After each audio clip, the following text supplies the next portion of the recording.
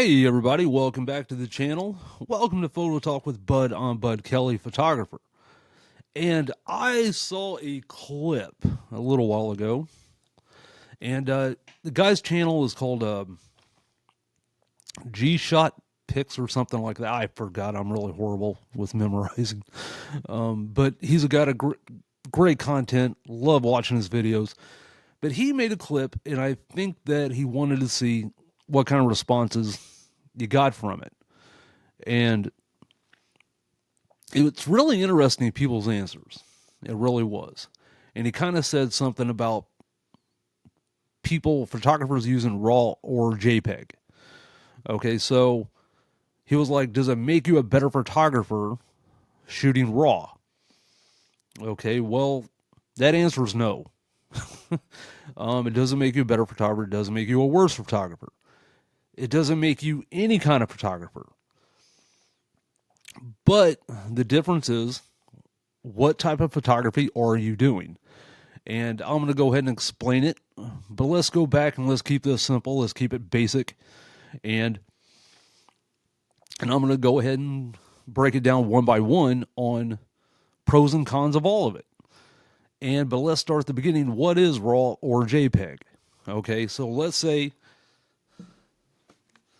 you're shooting, okay, and in your camera, you have where you can shoot RAW, shoot JPEG, or both. Okay, so let's break it down. What is it? What is RAW? What is JPEG? Okay, so basically both of it is the file size of your photo.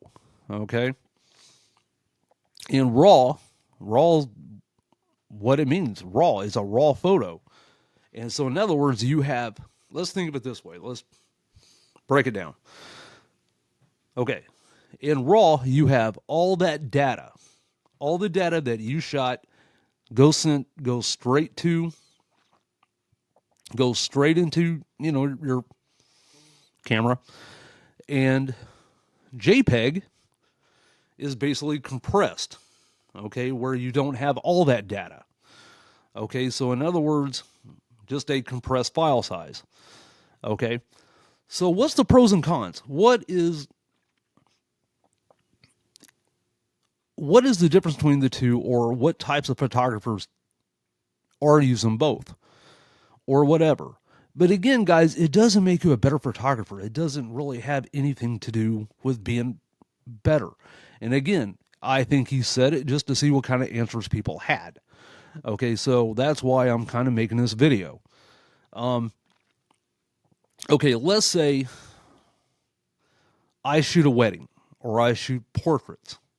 Okay, well, I shoot RAW.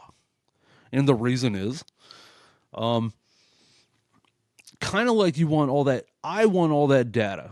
Okay, so when I go to do my edits, and let's say there's minor mistakes or not really mistakes the photographer's making, but let's say something happens like with the lighting, the weather, you name it, it happens.